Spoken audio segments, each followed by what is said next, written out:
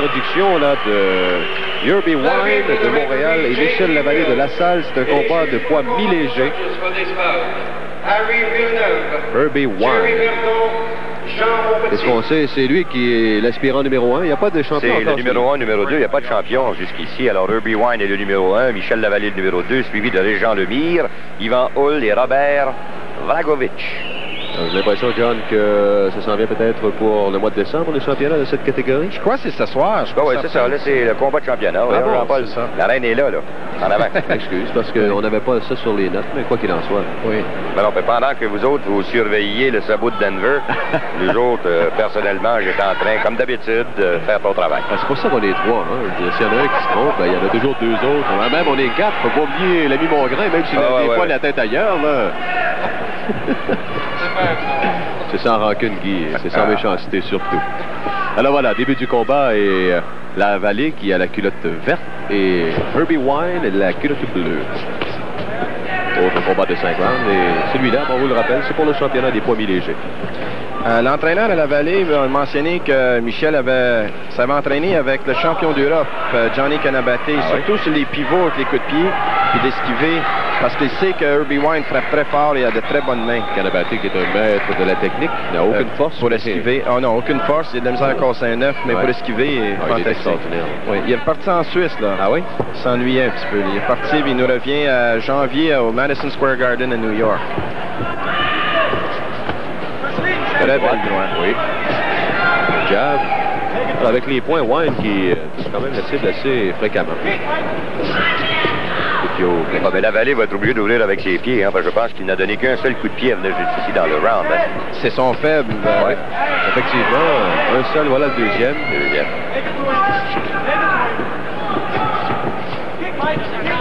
On va perdre des points importants. On va voir maintenant.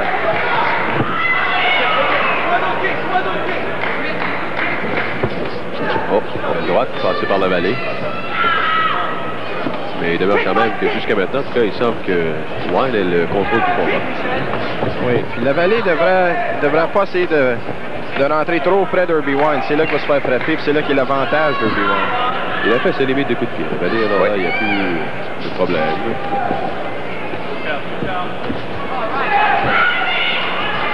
Wine, un peu à l'instar de Sirius, semble très méthodique, ne panique pas, prend son temps, cherche l'ouverture. Et d'ailleurs, je crois qu'ils s'entraînent ensemble. C'est des partenaires d'entraînement. Ça vient de l'école de Joe Hodman. C'est la fin du premier round. Je pense qu'il va à l'avantage de Wine. Un petit 19 pour Herbie Wine. Combat qui n'a pas donné lieu à des coups extrêmement solides de part et d'autre. Il y a eu juste une belle petite droite de courte portée. Vous allez voir, tout petite, très courte. Voilà. Juste par-dessus l'épaule de son rival. Ça n'a pas été tellement solide, mais c'était bien placé. Et ça peut annoncer la venue éventuellement de l'ouverture de... Je pense que Herbie Wine a peut-être étudié un petit peu, John. Qu'est-ce que tu en penses?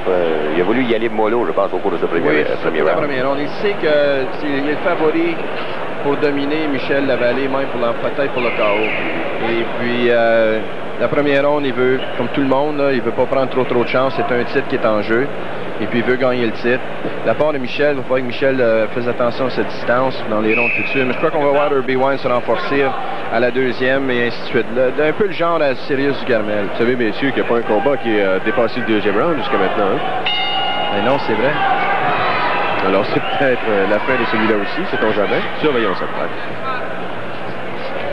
Le plus long, ça a été celui qui a duré 2 rounds, effectivement, entre Carmel Sirius et Robert Roy. Ça a été arrêté au 3e. Roy qui a refusé de se présenter à cause d'une coupure à l'œil. Alors, on peut juste ajouter que Michel Lavallée est âgé de 25 ans. C'est un type qui possède une fiche de 5 triomphes, 3 revers, demeure à Ville-la-Salle et son entraîneur n'est nul autre que le frère du champion, Victor Thériault. C'est dans Super Action, sur la rue Papineau. Exact. Maintenant, Herbie Wine, quant à lui, il n'a jamais subi la défaite. C'est un titre de Montréal. 3 victoires en autant de combats. Là, ce que tu mentionnais, le gymnase Super Action ici à Montréal. Oui. Quand Réal Moncé a embarqué en kickboxing, il a embarqué dans les promotions, il a ouvert un gymnase, il a engagé Victor Thériault d'Ottawa pour déménager à Montréal, pour entraîner les athlètes, travailler avec eux, comme ils disent en bon canadien français. Il a mis le paquet puis il a mis le temps. Et Victor qui se plaît énormément à Montréal, se plaît énormément dans ses fonctions. Victor, c'est rendu son premier chez eux, ici, puis à Ottawa. On le voit plus. Au début, il venait les fins de semaine, mais maintenant, il est chez lui ici. Victor qui est tout aussi sympathique que son frère Jean-Yves. Et Philippe également. C'est une famille, comme on dit, des bons gars. C'est exactement. Mais ce que je ne savais pas, c'est que Thériault n'est pas né à Ottawa. Il vient du Nouveau-Brunswick. Oui, de Paquetteville, je crois. Exact. Oui, il m'a dit ça hier soir. Une chute de la vallée, c'est tout simplement une chute alors qu'il a tenté un coup de pied. Non, il n'y a pas de compte. Jean-Paul, autre chose qu'on n'a peut-être pas souligné aux téléspectateurs, c'est que les types utilisent, les boxeurs utilisent, les kickboxeurs, je devrais dire, utilisent des gants sans pouce. Hein? Bon, ben ça, on ne l'a pas dit parce que c'est devenu normal en kickboxing. Il y a seulement dans les finales de 10 rounds et plus qu'on peut utiliser des gants.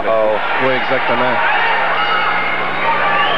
Il était temps que ça finisse, Jean-Paul. Oui, je pense que Wayne encore une fois. Oui, parce que la vallée commençait à montrer des signes de fatigue. Oui, puis là, il s'en va dans le troisième, là. Ça devient tout le temps un peu plus dur. Alors, jusqu'à maintenant, à moins que l'un des deux kickboxers abandonne, c'est le combat le plus long de la soirée. Alors, on nous parle de coup de pied renversé qui est raté. Oui. Voilà, et c'est ça qui a entraîné la chute, d'ailleurs, de la vallée. C'est des coups de pied qui sont difficiles à manœuvrer et surtout à placer. Mais si tu les places, c'est très dangereux. Surtout avec le bout du talon, là, quand on touche le nez de l'adversaire, ça ne fait pas tellement bien. Non, absolument pas. Le meilleur pour ça, c'est le champion des poids lourds au Québec, Daryl Hannigan. Champion de taekwondo. Les champions mondial de taekwondo, je crois. On est supposé de voir Hannigan et Benesch à l'œuvre ici le 20 décembre. On va le voir. Moi aussi, hâte de voir ça. Parce qu'on se rappelle du premier, ça avait été toute une bataille. Tout un spectacle en plus. Deux solides gagnants, Benesch et Hannigan. Et là, finalement, Wayne qui ouvre la machine. Et la vallée qui se colle pas mal. Ça pousse. Mais Wayne qui réussit quand même à s'en défaire. Là, j'ai l'impression que Will va lui demander de ne pas retenir, en tout cas, lui dire au moins de ne pas tenter de déplacer son adversaire à l'aide des bras. Un petit coup d'accrochage qui est passé inaperçu. La vallée aussi a tendance à baisser la tête, hein? Bon, oui, c'est bien, les coups. Mais ce qu'on voit, ce qu'on remarque, c'est que Kirby Wine a de très bonnes mains et puis il va tout le temps à la tête. Jamais il va au corps. Et puis il a une bonne force de frappe. S'il travaillerait le corps un peu, peut-être un manque d'expérience. Ouais. Il y a seulement 3 combats. Coup de poing renversé là, de la part de la vallée. Belle tentative. Regarde, est-ce qu'on peut appeler ça une taloche? Tu peux appeler ça une taloche. Oui, en anglais, c'est un spinning back fist. Spinning back.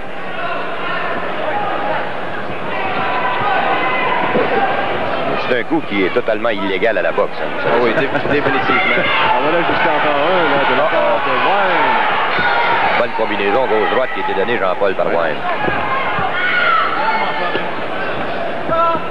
Et je pense qu'on ne se trompe pas tellement si on dit que Wayne a nettement l'avantage depuis le début du combat. Oui.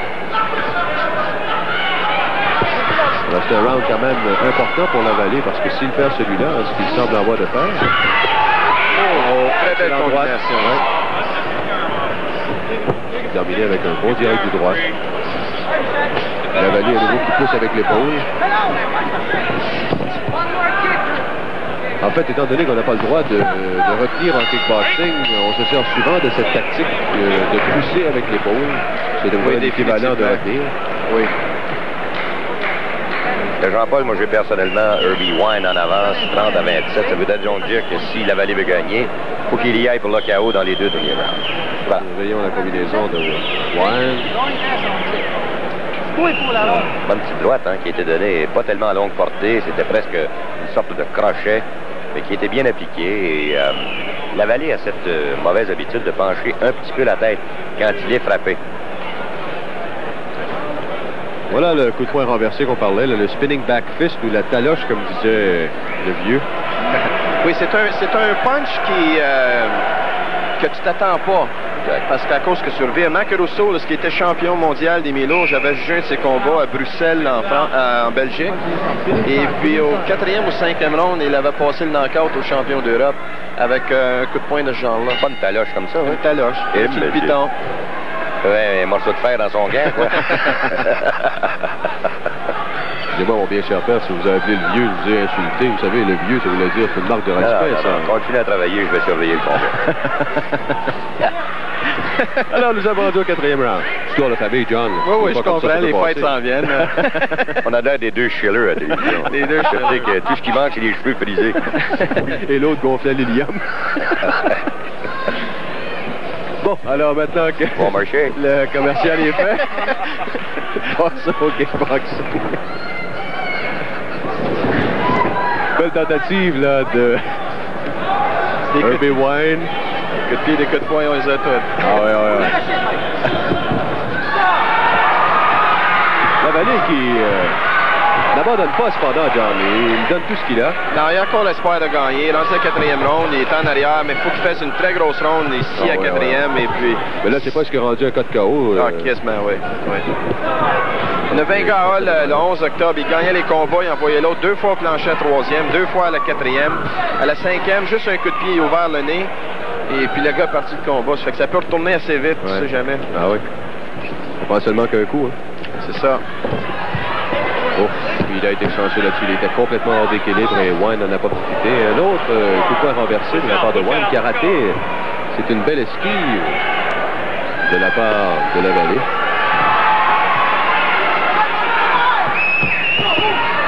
Si Michel Lavallée rentre, fonce en avant avec la tête penchée et les bras dans les airs. Exact. Tout le temps. Je pense sincèrement, John, que c'est son meilleur round à la Vallée depuis le début du combat. Oui, c'est possible. Disons, dans le sens qu'il se fait frapper un peu moins souvent et puis il essaie de il a fait quelques coups en glissant. Plus que Wine aussi, en 4e round, commence à sentir la fatigue, hein? Oui, puis il y a une 5e. Si on le regarde, Wine est un peu fatigué présentement. C'est là que l'expérience, des fois, hein, peut jouer en faveur de l'autre. Justement. Alors, on voit justement comment... faudrait pas penser, Jean-Paul, qui est prêt d'aller courir à vrai 25 000 sur le Mont-Royal, lui non plus, là. C'est un peu glissant, là. Ouais. Mais je pense qu'il est moins fatigué que Wine. Oui, je crois que si Michel avait une force de frappe, puis comme je le connais, il n'y en a pas, ça serait sa ronde, il pourrait peut-être passer le KO. Alors, c'est le 4e combat de la soirée, et il y en a 4 autres, évidemment, et les 3 premiers ont été fort intéressants. Celui-là qui est en cours aussi, et il ne faut pas oublier que dans les autres à venir, beaucoup d'action. Wilson contre Lavoie.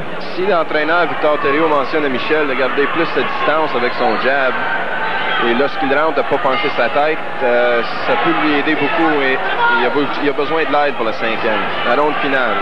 Oui. Premier combat qui a des chances de se rendre jusqu'à les limites. Il y a eu une bonne gauche de placer, mais voilà, justement une réplique de Wine. Cette gauche que je parlais, ça a été placé par la Vallée. Alors, comme tu disais, John, s'il avait une force de frappe, il aurait pu envoyer Wine au plancher avec un coup comme ça. Exactement. Très bel enchaînement ici d'Herbie Wine. Oui. La taloche à Jean-Paul en revirant et puis ensuite suivi avec le coup de pied. C'est très bon, ça. Alors, mais c'est Thériault dans le moment, dans le coin là, de la Vallée, qui lui dit que son rival est fatigué d'ouvrir la machine. La Vallée ne lâche pas et Wine semble excessivement fatigué présentement. Et on a vu là qu'il a fait quelques pas par en arrière, baissé les bras, pris son souffle. Ça, c'est pas bon signe. Non. Heureusement que les rounds ne sont que de 2 minutes. Oui. J'ai l'impression que Wine aurait de difficulté à terminer le combat, oui. Même s'il est en avant. Surtout en plus que tu lances des coups de pied et des coups de poing, ça demande beaucoup d'énergie dans un 2 minutes. Mais dans un 3, le Herbie Wine aurait ralenti énormément la 4e, la ronde précédente. Il y a Victor Thériault qui demande, supplie presque la Vallée de foncer. Il le sait, Victor, que Wine n'en peut presque plus. Là. Les coups de Wine présentement n'ont plus aucune force. C'est tout simplement de l'autodéfense. Il écoule le temps. Oui, ça va être un combat très très proche d'ailleurs. Ouais. Bon coup de pied là, de la part de la Vallée. Bon, ça c'était au ralenti. Un coup de poing renversé au ralenti de la part de la Vallée. Ça a touché la cible. ça n'a pas fait très Ce qu'on mal. a vu ici, c'est qu'à 4e et 5e, définitivement, c'est que la Vallée se ramasse des points. Oui. Oh, ici, une petite droite que peut-être ébranler la Vallée. L'impression, John, qu'on va avoir un combat excessivement serré, moi. Oui, c'est sûr la que ça peut être une nulle aussi. Ça peut être une nulle.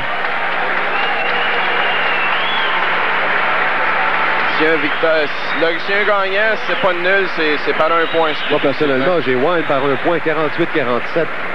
C'est proche. Toi aussi? On peut pas rien te cacher, mon vieux. 48-47 pour Wine. Les deux derniers rounds ont été à la faveur de Michel Lavallée. Oui. La seule chose que j'aime pas dans le cas de Lavallée, c'est quand il frappe, il a une tendance à pencher sa tête. Ça veut dire qu'il peut pas continuer avec un deuxième coup. Il peut donner le premier, mais pas le deuxième. C'est ça qui arrive. C'est ça. Et non seulement qu'il peut pas le donner, c'est qu'il peut se faire frapper parce qu'il peut pas voir ce qui rentre. Exact. Un manque Oui, la tête, d'expérience. c'est juste l'expérience, c'est pas d'autre chose. Alors, messieurs, c'est le premier combat qui se rend jusqu'à la limite ce soir. Alors, c'est la première fois, en fait, que les juges auront l'occasion de travailler. Ils doivent rendre un verdict. C'est pas tellement difficile de juger quand il y a des KO, M. Bonjour.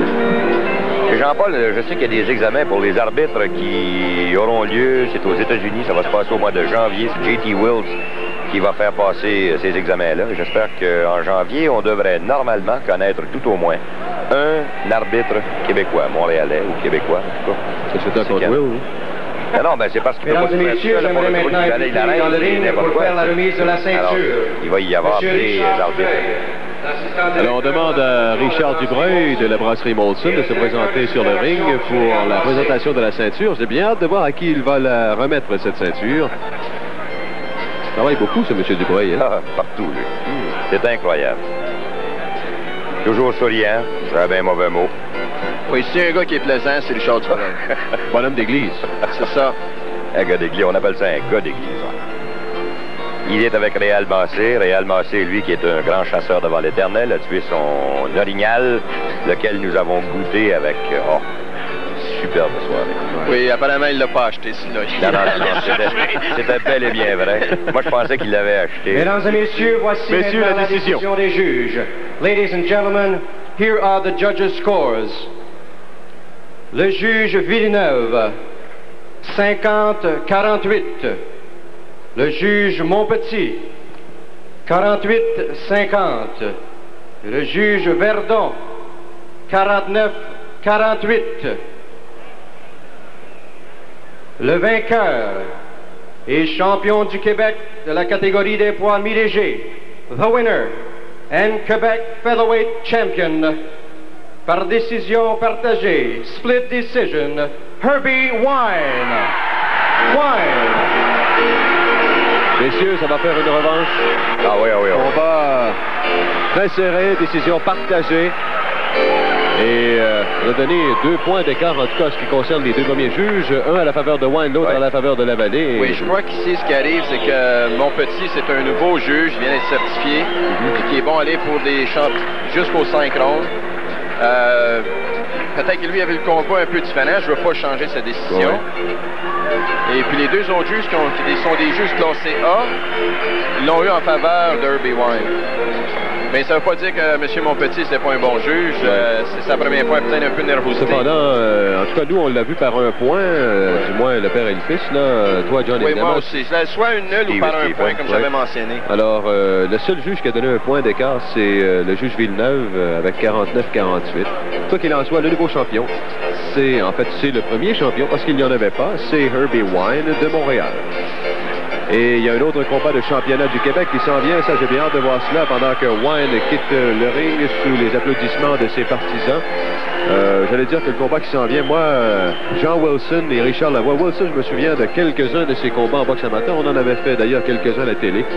Mais je me souviens aussi de ses performances en kickboxing parce qu'on a eu l'occasion de le voir justement contre ce Richard Lavoie et c'était fort intéressant. Oui, je crois que... Et puis, écoute, du dernier combat au mois d'août, là, je crois que les gars vont rentrer ici les deux. Un pour justifier d'avoir gagné et l'autre pour essayer de dire, mais écoute, là, c'est ma dernière chance parce que j'ai déjà une perte contre Wilson, il faut que je revienne. Alors, Wilson. Wilson n'a jamais été battu. Hein. C'est 5 combats, 5 triomphes en kickboxing. La seule défaite de Lavoie, c'est contre Wilson. Alors Exact. voilà justement Lavoie qui